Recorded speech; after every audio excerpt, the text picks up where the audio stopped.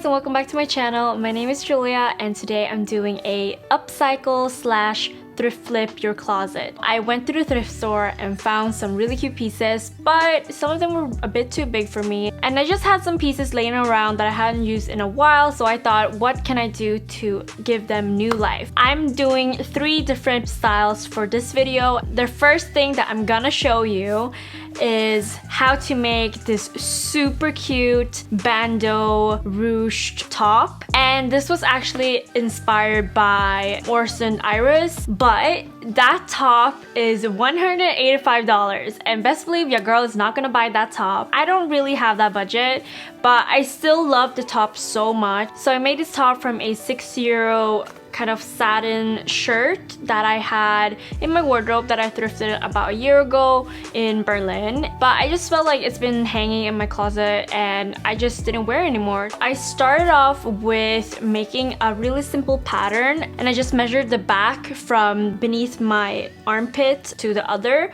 and that turned out to be 41 centimeter for me, but you can just adjust this to fit your body. I had it 10 centimeter wide, and then since I'm doing a ruched front, I wanted to have about 3 times the width of the back, so I'm doing that 30 centimeter wide, and then I did the front part 45 centimeters. You can just adjust this to whichever size you want, but this fit me and I'm normally an extra small. So I have my 2 pieces of parchment paper that I drew 2 rectangles on, and for the large one that's gonna be the front, I'm gonna do a diagonal straight across, so I have 2 triangles, and this is gonna be your front parts. So you're gonna need double layers of this one.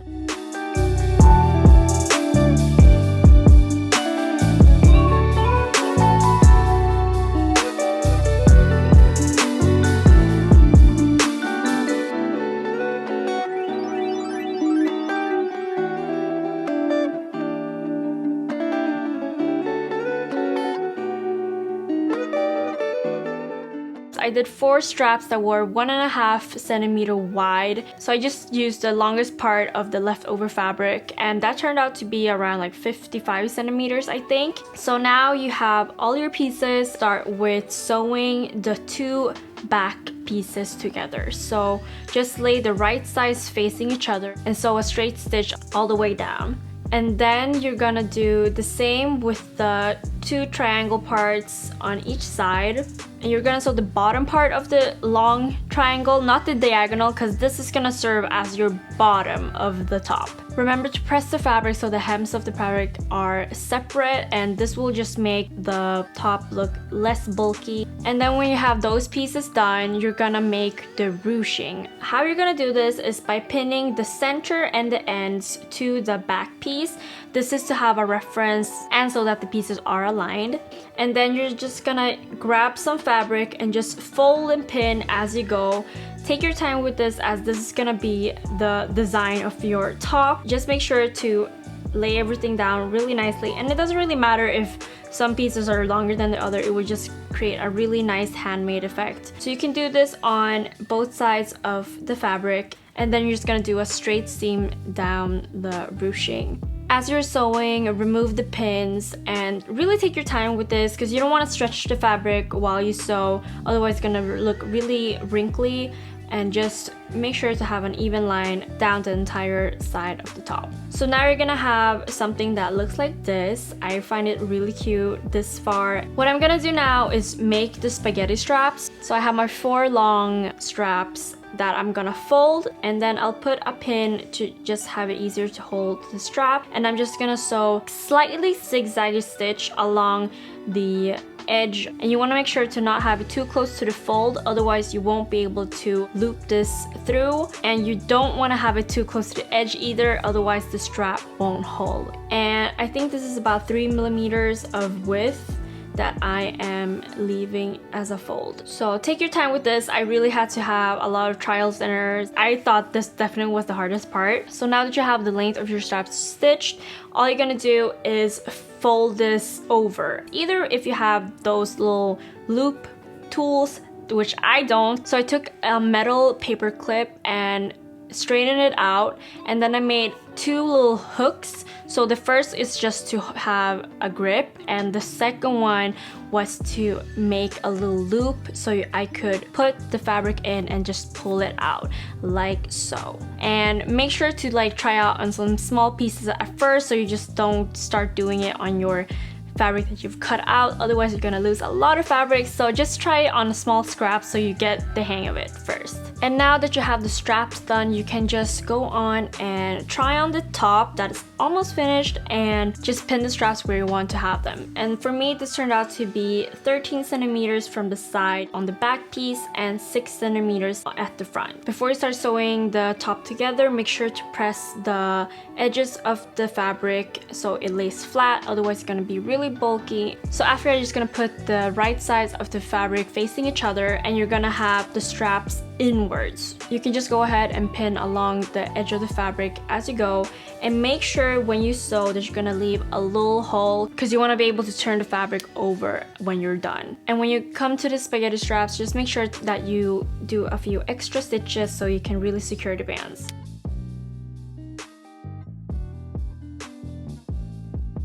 When you're done with this, just make sure to fold the top inside out, and you're gonna have almost a finished top. And now the last thing that you want to do is to press the fabric together so that the edge will lay flat, and this will help a lot when you're gonna sew the final stitching. So a straight stitch along the edge of the entire top on both sides, and this will just make the top look really professional and really clean, and it will also close the hole that you had on your top. And there you have it. You have your finished top that's just super cute. So I feel like this was definitely worth the $6 and about 5 to 6 hours to make instead of paying $185. But if I had the money, I would definitely buy the top from Orson & Iris because I really love that brand and they have such cute pieces. I had 3 tops laying around, so I just thought I'd do a few tie-dye bleaching, and I'm gonna show you 2 simple ways to do it. So the things that you're gonna need is a piece of clothing, some rubber gloves, a spray bottle, a bowl or a container, some rubber bands, bleach. So for the first t-shirt, I'm just gonna start out with turning it inside out and wetting the top. This is just gonna help the bleach transfer much easier. Then I'm using the crumpling technique for this one. So I'm gonna lay the top flat on a surface and then just randomly crumple the top together. I'll use 3 rubber bands to form 6 parts.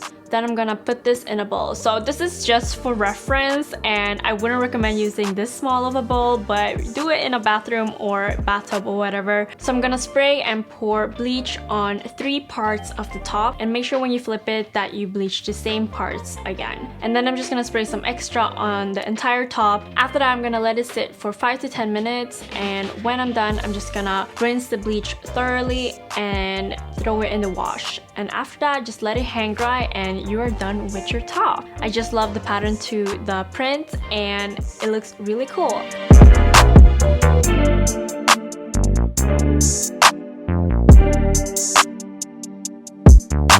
And for the spiral bleach technique, turn it inside out, soak it, and then lay it flat on a surface. And then I'm just gonna grab the middle part and start twisting so I form a little spiral. And then once again, I'm just gonna put 3 rubber bands and then I'm just gonna bleach 3 parts of the hoodie. I'm gonna pour in some extra because the hoodie is really thick, so I'll just need some extra bleach for it to transfer all the way through. And once again, I'm gonna let it sit for 5 to 10 minutes, and when you're done, just rinse it, throw it in the wash, and you have your finished top.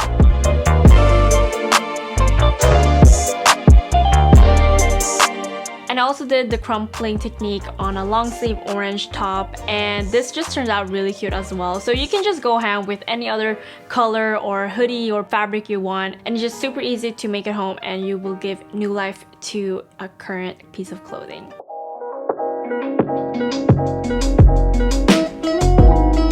My last thrift flip for this video is just resizing a skirt. So I showed you guys this lime green leopard midi skirt and I absolutely love it, but it was unfortunately too big for me. I'm gonna show you a really easy way to resize it without having it look bulky. So you're just gonna start off with measuring out how long you want your skirt to be in the waist. So I'm using a skirt that I already have with a waistband for reference, but you can just measure your waist as well. After I'm just pinning to mark, and then I'm just gonna fold over the chiffon so that the lining and the chiffon is separate. I'm just doing this so that it'll be much easier to cut. Cut along the fabric as much as I'm removing from the waist, all along down the skirt.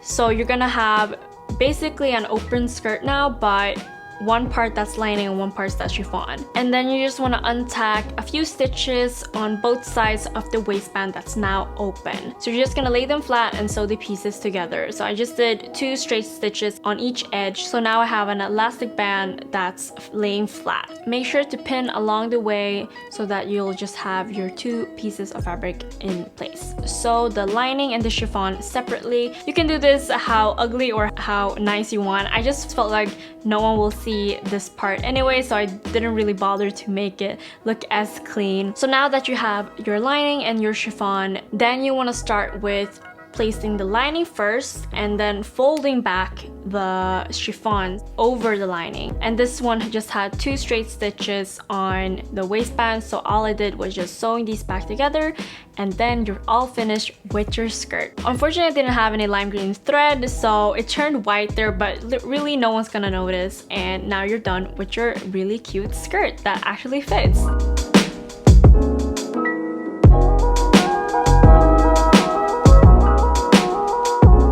I love transforming old pieces into new clothing, and I will definitely do more of these. So if you guys have any requests on what I should transform next, do let me know.